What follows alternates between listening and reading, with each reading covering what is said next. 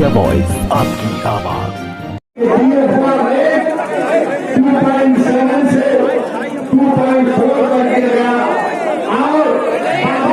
मुख्यमंत्री के माहौल उत्तर प्रदेश में अजीज दोस्तों और बुजुर्गों, यहाँ पर 50% महिलाएं उत्तर प्रदेश में नियमित है, यानी खून की कमी है। आप कौन सी सरकार दे रहे? आप कौन सा काम किए 4 साल में, जिसकी बुनियाद पर बीजेपी कह रही है कि हो जाएगा, कामयाब हो जाएंगे। अच्छा, आप ये भी देख लो, पूरे भारत में मोदी की सरकार में सिर्फ 11% बच्चों को खाना मिलता है। कौन सी सरकार बीजेपी दे रही है? सिवाय ठोक दो, बुलडोजर चला दो, अरे इस तरह की बातें करने से कुछ हासिल नहीं होगा। अब आप ये देख लीजिए, बीजेपी की सरकार में, जब बीजेपी की सरकार बनी अप्रैल 2017 में, उस वक्त ये कहा गया था कि डबल इंजन की सरकार। कहा गया था कि मोदी एक इंजन, योगी एक इंजन। अब नहीं मालूम बड़ा इंजन कौन सा था, छोटा कौन सा था। कहा गया डबल इंजन। अब डबल इंजन में क्या हुआ? उस वक्त 2017 में आप अंदाजा लगाइए कि इतने लोगों को जिनके पास नौकरी नहीं थी मगर नौकरी चाहते थे, उस वक्त 40 लाख थे 2017 में। अब अगस्त 2021 आते आते 56 लाख हो गया, यानी 16 लाख लोग नौकरी करना चाहते बढ़ गए। बताओ बीजेपी वालों, ये झूठ है या सच है? आप अंदाजा लगाइए। फिर उसके बाद 2017 में 38% लोगों के पास जॉब था। आज कितने लोगों के पास नौकरी है बताओ? उससे कम। हालात इतने खराब हो गए उत्तर प्रदेश में कि नौजवान चाहे किसी जात और बरादरी का हो, किसी मजहब का हो, उसके पास नौकरी नहीं है। मेरे अजीज दोस्तों और बुजुर्गों, जो असदुद्दीन अवैसी पर इल्जाम लगाते भड़का भाषण का, सुनो एक और भड़का भाषण अब तुम्हारे सामने कर रहा हूं।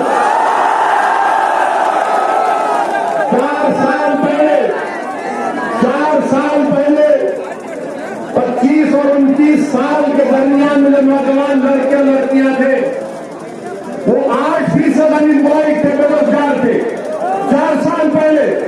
अब हम नवंबर 2021 में, आपको मालूम कि जिनकी उम्र 25 और 29 साल है, कितने लोग उत्तर प्रदेश में बेरोजगार है? 15% नौजवान बेरोजगार है, जो 25 और 29 साल के दरमियान उनके पास कोई नौकरी नहीं।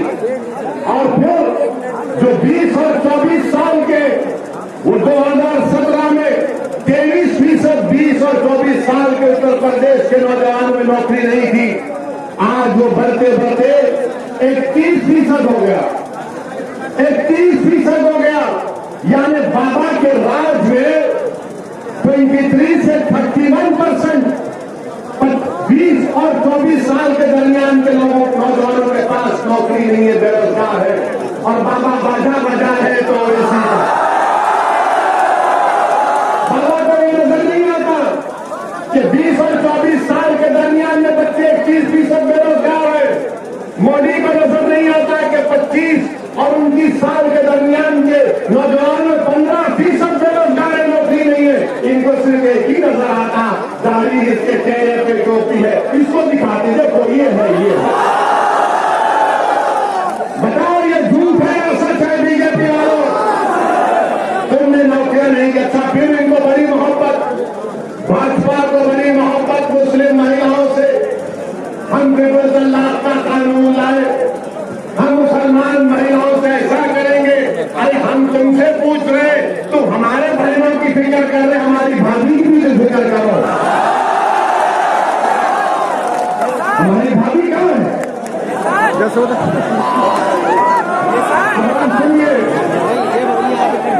सुनिए महिलाओं के बारे में।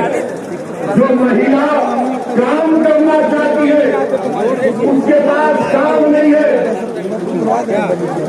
48% उत्तर प्रदेश में महिला काम करना चाहती है, नौकरी नहीं। इनसे पूछ रही है महिलाओं के बारे में तो बोलेंगे नहीं वो लव जिहाद, मजहब तब्दीली का कानून। अरे महिला काम करना चाहती है, भाजपा वाले तुम्हारे पास इसका कोई जवाब नहीं है। और फिर मेरे अजीज दोस्तों और बुजुर्गों, क्या यहाँ पर ये आप देखें मोदी जी ने काम पूर्वांचल में हाईवे बना दिए। देखना प्लेन उतारा ना, प्लेन उतारा ना। क्यों उतारा प्लेन? क्यों उतारा प्लेन मोदी जी ने? नहीं समझ में आया आपको? एक जोक सुना रहा हूं। क्योंकि ये तो हटो, ये बीच में क्यों आ रहा है?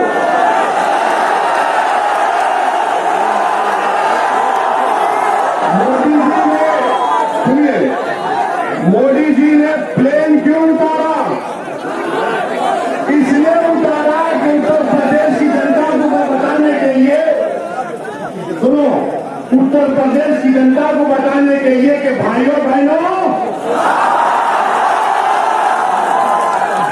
पेट्रोल इतना कीमती हो चुका है कि सिर्फ मैं ही प्लेन उतार सकता हूं। इसीलिए प्लेन उतारा। और मोदी जी ऐसा करके उतर रहे थे। फिर गाड़ी में बैठे और मुख्यमंत्री को अकेला छोड़ दिए। किसी उत्तर प्रदेश के शातिर नौजवान ने एक वीडियो बना दिया बाबा को दिखाते हुए कि अकेले अकेले कहां जा रहे हैं। क्या पेट्रोल डीजल महंगा नहीं हुआ? क्या पेट्रोल डीजल महंगा नहीं हुआ? क्या सरसों का तेल महंगा नहीं हुआ? क्या गैस का सिलेंडर महंगा नहीं हुआ? महंगाई नहीं बढ़ रही है? क्या महंगाई नहीं बढ़ रही है? तो फिर तुम वोट किसको दोगे? तुम महंगाई को देख कर बीजेपी को वोट दोगे? तुमने पेट्रोल की डीजल की कीमत देखकर बीजेपी को वोट दोगे? तुमने गैस का सिलेंडर जो 1400 रुपया हो चुका है कि तुम बीजेपी को वोट दोगे? क्या तुम सरसों के तेल को अपने खाने में मिलाओगे या पानी को मिलाकर खाना बनाओगे? बताओ तुम किसको वोट दोगे? मेरे अजीज दोस्तों और बुजुर्गों, बीजेपी कीमतों को कम करने में नाकाम साबित हुई है। कीमतों को कम करने में नाकाम साबित हुई है। और मोदी जी बात करते हैं कि हमने वो बना दिया, हमने ये कर दिया, हमने फला कर दिया। और वो ये आदित्यनाथ कहते ओवैसी खुला है, ऐसा कर देंगे, खुला कर देंगे। याद रखो बीजेपी वालों, मैं मरने को तैयार हूं, तुम मारने तैयार हो। मैं जहां कहीं भी जाता हूं, मैं जहां कहीं भी जाता हूं, यही समझता हूं कि कल शाम तक क्या मैं जिंदा नहीं रहूंगा या खुदा का सूरज नहीं देख पाऊंगा। ये मेरा ईमान है, ये मेरा ईमान है। और अगर ये लोग समझ रहे कि हम मौत से डरते, नहीं डरते मौत से। हम मौत के बाद जो हिसाब होगा उससे डरते, मौत से नहीं डरते।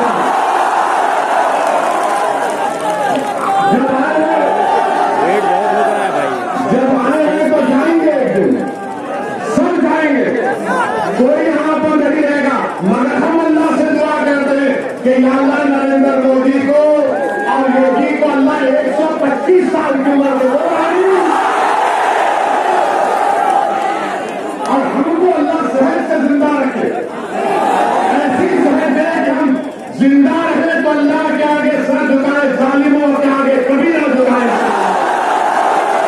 अब फिर ये दूसरा इनका बहुत बड़ा चीज रहा है आपके जौनपुर के बारे में। अभी हम बनारस एयरपोर्ट से आ रहे थे, विकास हम खुद देख लिए,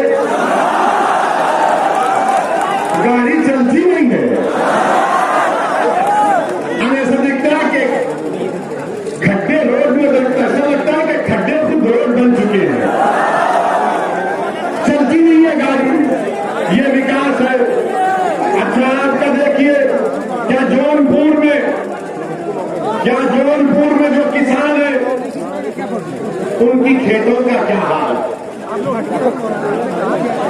उनकी खेतों का हाल यह है कि किसान रात को नहीं सो पाता कि कहीं गाय न चले जाए, कहीं भैंस न चले जाए, कहीं जंगली सूअर न चले जाए। पूरी खेत साफ कर देते क्योंकि बीजेपी के दौर में किसान की खेत गाय भैंस जंगली सूअर खा सकते हैं, किसी को हाथ लगाए तो उसकी इज्जत इंसान से ज्यादा। ये हुआ। और फिर जौनपुर में आपकी रोड है, एक जौनपुर सदर में जो रोड है 5.5 किलोमीटर की, अगस्त के महीने में यहाँ के सांसद भी आकर पत्थर लगाए कि मैंने करवाया, बीजेपी का एमएलए भी आकर लगवा दिया कि मैंने करवाया। आप फिर ये भी जानते हैं कि यहाँ पर रोड इतनी खराब है कि हड्डियों में दर्द होता है, फेफड़े खराब हो रहे धूल से। और बीजेपी बात करती है विकास की, कौन सा विकास की आप बात करते हैं? और पूरा जौनपुर जिले में डेंगू फैला हुआ है, इंसानों के फेफड़े और उनके लंग्स खराब हो रहे हैं। और आपके पास जौनपुर शहर में हम स्कीम आई पानी की, कलेक्टर कचहरी से शेखपुरा तक 260 करोड़ की पानी की लाइन मंजूर हुई। पूछा ना ये 2 साल में माशाल्लाह से पानी 15% काम हुआ। वाह योगी आदित्यनाथ, क्या विकास कराया जौनपुर में, बहुत अच्छा। हमारा ये कहते हैं यूपी में बहुत विकास हुआ। क्या आपने नहीं देखा कि जौनपुर में फतेहपुर रेलवे क्रॉसिंग के पास 3 मासूम बच्चियां जिनका नाम प्रीति है, कपिल है 14 साल की, काजल है और आरती है, ये आहोरी गांव के हैं। 15 नवंबर के दिन इन तीनों बच्चियों ने जो लेबर का काम करती थी, गुर्बत की वजह से बाबा, गुर्बत की वजह से ट्रेन के सामने कूदकर तीनों बहनों ने अपनी जान गंवा दी। ये आपका विकास है? बात करो इन बच्चों के बारे में जो गुर्बत की वजह से अपनी जान खुदकुशी कर गए। मगर बीजेपी बात करेगी किसकी? ओवैसी की बात करेगी। बीजेपी बात करेगी हिंदू मुस्लिम की बात करेगी, बीजेपी बात करेगी दंगों की बात करेगी। अरे ये इंसानों के लिए तुमने क्या किया बताओ? तुमने क्या किया बताओ? ये 3 मासूम बच्चियां गुर्बत की वजह से ट्रेन के आगे कूद कर अपनी जान दे देती है और आपको इसकी कोई फिक्र नहीं है। 9 नवंबर को 2021 को 15 साल की बच्ची का जाफराबाद पुलिस स्टेशन में उसका रेप कर दिया गया। बाबा ये माहौल है उत्तर प्रदेश का, ये माहौल है। और आप जानते हैं यही कश्मीर में उरी में एक हमारा भारत की आर्मी का कैंप था, वहां पर हमला हुआ था। यही जौनपुर का एक बहादुर सिपाही जिसका नाम राजेश सिंह था, वो आतंकवादियों के हमले में उरी में मारा गया। क्या राजेश सिंह के नाम की गेट बनी गई? अब तक गेट नहीं बनी गई उसके नाम से। और ये बड़ा नेशनलिज्म की मोदी और योगी बात करते हैं।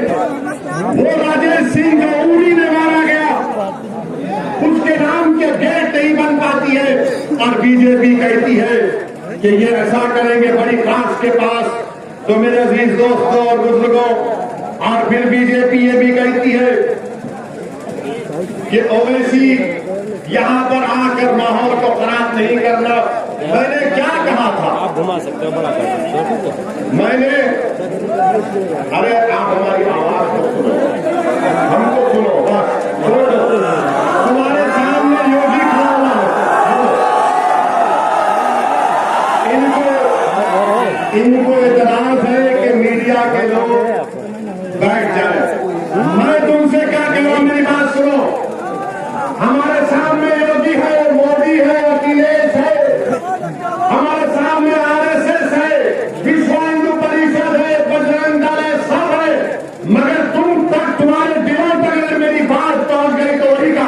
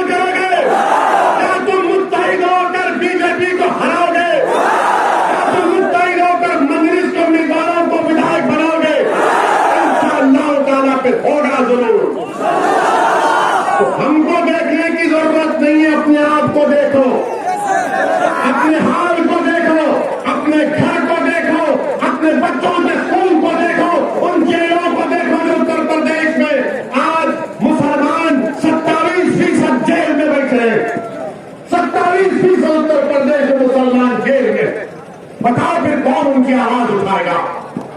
कौन उनकी आवाज उठाएगा? लोनी में 6 मुसलमानों को गाय की स्मगलिंग में घुटने पर गोली मारी गई, उसमें 18 साल से कम उम्र का बच्चा भी। उस बच्चे का क्या किया था? उस बच्चे ने गोली मार दी गई। कासगंज में अल्ताफ को पुलिस स्टेशन में मार दिया गया।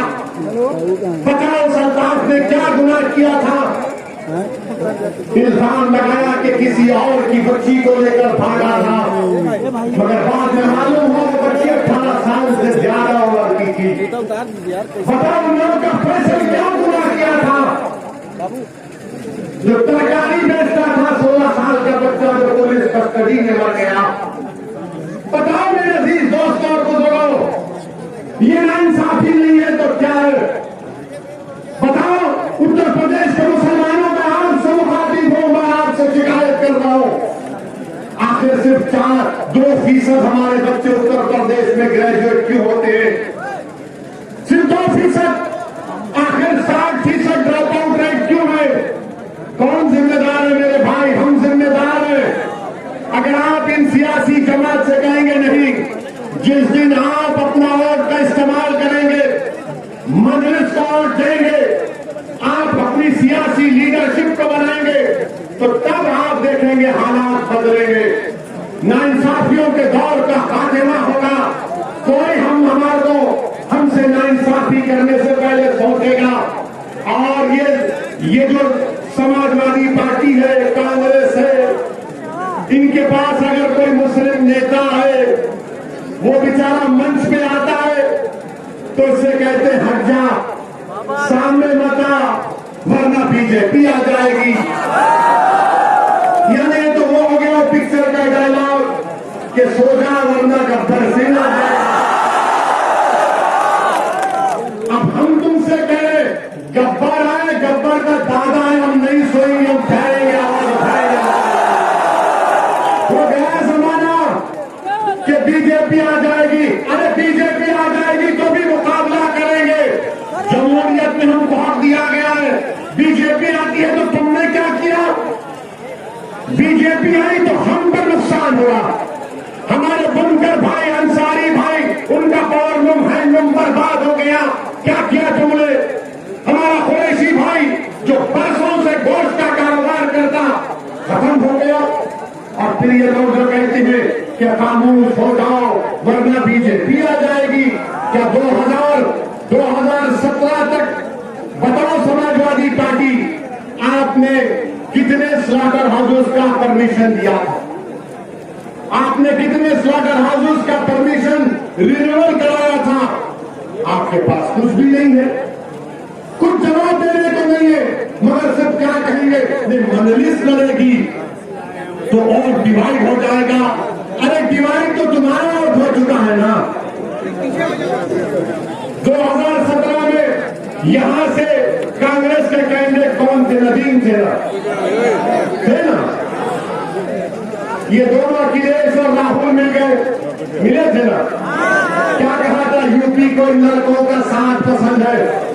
वो लड़के मिले, नदीम लड़का हार गया। मजलिस हारी। क्यों नहीं पड़ा इनको वोट? क्योंकि मुसलमान ने तो वोट किया। मुसलमान बड़ा जज्बाती होता है। मुसलमान बड़ा जज्बाती होता है। अगर उसका घर जल रहा है और सामने वाले का जल होता है, उसके घर को बचाना पड़ेगा। ये हमारा जज्बा है, ये जज्बा हमारा है।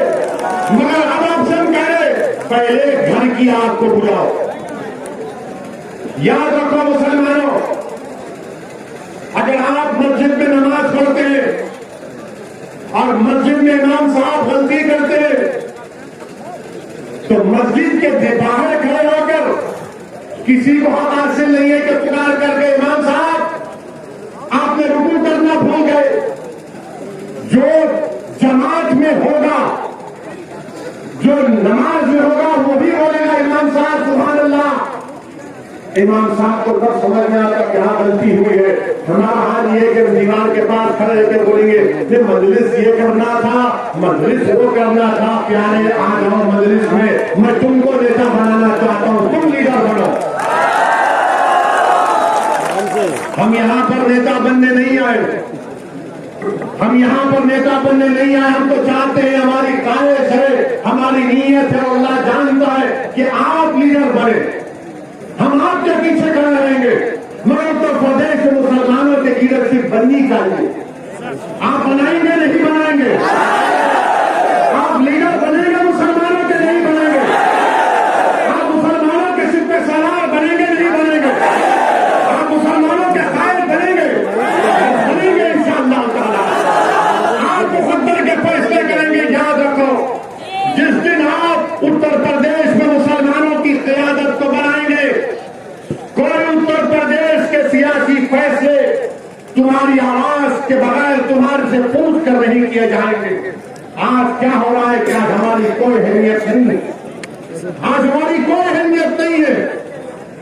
मुख्यमंत्री के बारे में कह रहा था, मुख्यमंत्री ने कहा, मेरी तकरीर हुई थी हमारी, उसमें हमने CAA का जिक्र किया था।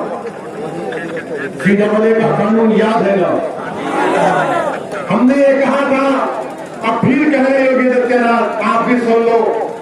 अगर आपके यहाँ पर लड़ाइयों के लोग हैं तो इस हमारी तकरीर के हिस्से को रिकॉर्ड करके मुख्यमंत्री को जरूर सुनाना,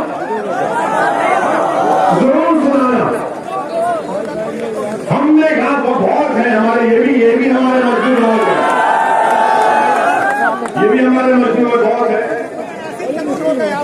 अब हमने क्या कहा था कि भारत में मजहब की बुनियाद पर अगर कोई कानून बनाया गया तो CAA का। इससे पहले मजहब की बुनियाद पर कोई कानून नहीं बना। हमने कहा कि ये भारत का संविधान जिसको बाबा साहेब अम्बेडकर ने बनाया, ये आर्टिकल 14 का वायलेशन है। मसालात की बात आर्टिकल 14 करता है, मजहब की बुनियाद पर कानून गलत था। हमने ये कहा, हमने ये भी कहा कि CAA को NPR NRC से जोड़कर देखना पड़ेगा। अब आप जितना मजमा यहां पर हजारों की तादाद का, आप मजलिस के पार्टी स्पोर्ट्स पर्सन है, क्या बोलते हैं हिंदी में, प्रवक्ता। आप पूरे के पूरे मजलिस के प्रवक्ता हैं। आज CAA का कानून याद रखो। आप अगर किसी के पास कलम है तो लिख लो, कलम रखो अपनी जेब में मुसलमानों, कलम रखो, क्योंकि इमाम अहमद बिन हम्बल रहमतुल्लाह अलैह अपनी जिंदगी के आखिरी वक्त तक इमाम अहमद बिन हम्बल रहमतुल्लाह अलैह अपने साथ एक किताब को कलम को रखते।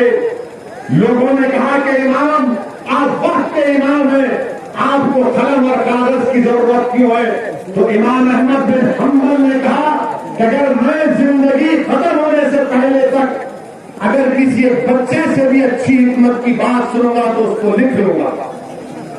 तो आपको मैं बता रहा हूं कि CAA पहले मजहब की बुनियाद पर गलत कानून बनाया गया। CAA को अकेले नहीं देखा जा सकता। पूरे भारत का मुसलमान CAA को लेकर बेचैन क्यों है? क्योंकि उसको NPR NRC से जोड़ दिया गया, उसको NPR NRC से जोड़ दिया गया। और NPR क्या है? आपको मालूम NPR NRC क्या है? कल अगर सेंसस होगा उत्तर प्रदेश में तो सेंसस करने वाले आपके घर को आएंगे, आपका नाम, आपका मजहब, आपकी पासपोर्ट की कॉपी, आधार कार्ड, आप कहां पैदा हुए, वालिद वालदा कहां पैदा हुए, उनका कागज पूछेंगे और एक लिस्ट बनाकर तहसीलदार के दफ्तर में पहुंचा देंगे। वो तहसीलदार ये कहेगा कि ये डाउटफुल सिटीजन शहरी है। फिर आपसे कहा जाएगा असरुद्दीन ओवैसी से क्या बताओ तुम इस भारत के शहरी हो या नहीं, अब मुझे भागना पड़ेगा। ये कागज वो कागज ठीक ठीक है, हमने कुछ लाके दे दिया। फिर उसके बाद तहसील के ऑफिस में लिस्ट लगाई जाएगी, वहां पर ये संघ परिवार के लोग जाएंगे और जहां जहां मुसलमान का नाम रहेगा वो बोलेंगे ये डाउटफुल है, ये डाउटफुल है, ये भारत का शहरी नहीं है। फिर हमको अपनी शहरियत को साबित करना पड़ेगा। ये एनपीआर एनआरसी है, इसके खिलाफ हमें। अब आप सवाल करेंगे कि असदुद्दीन ओवैसी ये तो हुआ नहीं, तो मैं आपसे कह रहा हूं ये आसाम में हो चुका है। क्या हुआ आसाम में? सुप्रीम कोर्ट ने करवाया, वहां पर 19 लाख के नाम नहीं आए, जिसमें से 3.5 लाख मुसलमान के नाम थे। अब जब CAA आ गया, कानून बन गया ना, CAA कानून बन गया, तो वो जो गैर मुस्लिम है, जो 3.5 लाख मुसलमान को छोड़कर जो 15.5 लाख गैर मुस्लिम है, उनको CAA से उनको भारत का शहरी करार दे दिया जाएगा और ये 3.5 लाख को फॉरेनर्स ट्राइब्यूनल कोर्ट में जाकर अपनी शहरियत को साबित करना पड़ेगा। ये होगा, याद रखो। अगर मोदी एनपीआर एनआरसी करेगा तो पूरे भारत में होगा। और जब हम ये चीज को देख चुके आसाम में, सुप्रीम कोर्ट मॉनिटर हुआ, तो बोल रही देखो अभी तो रूल्स भी नहीं बने, अभी तो रूल्स नहीं बने, ओवैसी लोगों को भड़का रहा है।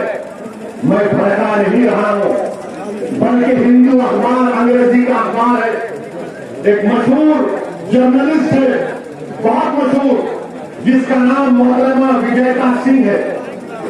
गूगल में जाओ, हजरत गूगल में जाकर देखो, विजयता सिंह का नाम लिखो, हिंदू अखबार में विजयता सिंह ने मोदी की हुकूमत का जो एनपीआर का फॉर्म है उसको अखबार में शायद किया, हमने उसकी मुखालिफत की। वो फॉर्म तो यही सब बातें पूछ रहा है और फिर जो लोग बोल रहे हैं कि वो ऐसी भड़काऊ भाषण दे रहा है। क्या बात सच नहीं है कि मोदी सरकार एक कानून है, अगर कोई पैदा होता है, कोई मरता है, तो उसको कानून का नाम है registration of death and birth. उस कानून को मोदी सरकार तरमीम कर रही है और तरमीम करके उसको आधार से, इलेक्शन कार्ड से और सेंसस से, एनपीआर से जोड़ेगी। इसकी मुखालिफत कौन किया पूरे भारत में? असदुद्दीन ओवैसी ने किया। मरकजी हुकूमत ने आवाम से पूछा कि आप इस पर ऑब्जेक्शन है तो लिख कर दीजिए। हमने अमित शाह की मिनिस्ट्री को इसके खिलाफ ऑब्जेक्शन लिख कर दिया और हम फिर से कह रहे हैं, अगर registration of birth and death के कानून में तरमीम होगी, वो बिल पार्लियामेंट में लाया जाएगा, तो इंशाअल्लाह ताला असदुद्दीन ओवैसी और इम्तियाज जलील उस कानून की मुखालिफत करेंगे। वो काला कानून होगा, वो एनपीआर एनआरसी की तैयारी होगी। ये बात हम जब करते हैं और हमने कहा कि जिस तरह किसानों के कानून को वापस ले लिया गया, CAA के कानून को भी वापस लेना चाहिए, तो सबके पेट को दर्द शुरू हो गया, सबके पेट को दर्द शुरू हो गया। अरे राकेश, जब CAA एनपीआर एनआरसी आएगा तो हमारे को परेशानी होगी, तुमको परेशानी नहीं होगी, क्योंकि हम मुसलमान हैं। तुम्हारे लिए CAA इस्तेमाल हो जाएगा और हमारे लिए एनपीआर एनआरसी का इस्तेमाल होगा। मेरे अजीज दोस्तों और बुजुर्गों, मैं आपसे वादा कर रहा हूं कि अगर मरकजी हुकूमत एनपीआर एनआरसी के रूल्स बनाएगी, मजलिस एहतजाज करेगी, मजलिस प्रोटेस्ट करेगी। अगर CAA का कानून वापिस नहीं होगा, मैं फिर से कह रहा हूं, मेरा ये जमहूरी हक है। सुप्रीम कोर्ट ने कहा कि protest and dissent are part of democracy, यानी मुखालिफत और पुरअमन एहतजाज जमहूरियत का बुनियादी उसूल है। और बीजेपी नहीं चाहती कि एहतजाज हो, मोदी पसंद नहीं करते कि कोई उनके खिलाफ बात कहे। मैं आज जौनपुर से उन तमाम किसानों को सलाम करता हूं, उनको सलाम करता हूं जिन्होंने एहतजाज किया, तब से मस्त नहीं हुए।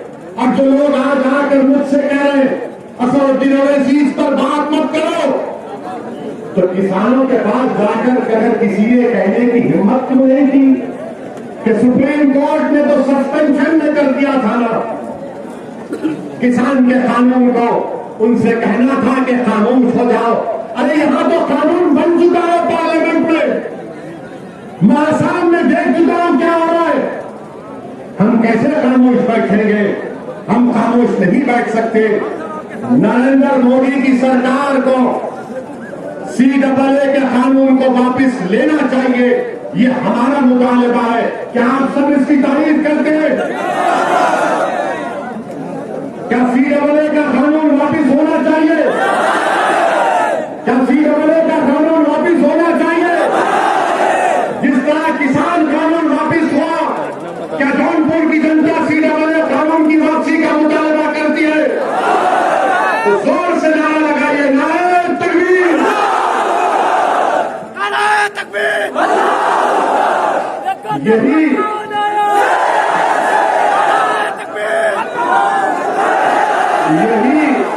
यही चीज उनको पसंद नहीं आ रही। और हम अपने भाइयों से कहना चाह रहे हैं, जब NPR NRC होगा तो मुसलमान नहीं, दलित को भी, यादव को भी, राजभर को भी, ब्राह्मण को भी, सबको लाइन में खड़ा रहना पड़ेगा। सबको लाइन में खड़ा कर देंगे मोदी जी, सबको लाइन में खड़ा कर देगा। बोले कागज लाओ। मेरे अजीज दोस्तों और बुजुर्गों, इन अहम बात पर आपकी तवज्जो चाहता हूं और मैं आपसे वादा कर रहा हूं कि उत्तर प्रदेश के असेंबली इलेक्शन में आप हमारे इत्तेहादुल मुस्लिमीन के उम्मीदवारों को अपना विधायक और MLA बनाइए। ये विधायक जब जीतकर उत्तर प्रदेश की विधानसभा में जाएंगे, ये तमाम के तमाम एक आवाज में उत्तर प्रदेश की विधानसभा में खड़े होकर इस बात का मुतालबा करेंगे कि CAA का कानून वापस लेना चाहिए, NPR NRC के रूल्स नहीं बनने चाहिए। आप मजलिस को और दीजिए, मजलिस को कामयाब करिए। हमारा विधायक जीत कर जाएगा तो आपकी बात करेगा, जौनपुर की डेवलपमेंट की बात करेगा, उत्तर प्रदेश के मुसलमानों के इंसाफ की बात करेगा और तमाम मुस्लिम अवाम के इत्तेहाद की बात करेगा। मेरे अजीज दोस्तों और बुजुर्गों, हिम्मत और हौसले को बुलंद रखिए और याद रखिए कि जो लोग हमसे कह रहे हैं कि जाओ जाकर मोदी से कहो, उनसे कहो, अरे याद रखो तुमने दुनिया के सामने होकर अपनी बेबसी का इजहार किया। हाँ, हम भी होते हैं मगर दुनिया के सामने नहीं, रब करीम के सामने सर झुकाकर हम होते हैं कि या अल्लाह इस कौम को, तेरे हबीब की उम्मत को इस मुल्क में इज्जत से राज दे। हम अल्लाह के खौफ से रोते हैं, हम अल्लाह के खौफ से रोते हैं, रसूल अहमद सल्लल्लाहु अलैहि वसल्लम की मोहब्बत में रोते हैं। मगर मुसलमानों, जालिमों के आगे रोना नहीं, जालिमों के आगे रोना नहीं, अल्लाह के आगे सजदों में जाकर भीख मांगो, वहां पर आंसू टपकाओ। अरे ये लोग करने वाले हैं, इसीलिए रोते हैं। हाँ, हम रोते हैं मगर अल्लाह के आगे रोते हैं और अल्लाह हमारी बात को सुनने वाला है, अल्लाह हमारी बात को जानने वाला है। और उत्तर प्रदेश में इंशाअल्लाह ताला आपकी क़यादत उभरेगी। जब तक अल्लाह सुभाना ताला मजलिस इत्तेहादुल मुस्लिमीन वापस रखेगा, हम आगे रहेंगे। मेरी आपसे गुजारिश है कि विधानसभा के चुनाव में मजलिस का उम्मीदवार का निशान कलम है, बटन के निशान पर मोहर का बटन दबाइए, अपनी पार्टी को कामयाब करिए। दूसरी मर्तबा जौनपुर को आया हूँ और बार बार आता हूँ। अल्लाह के मोहब्बत को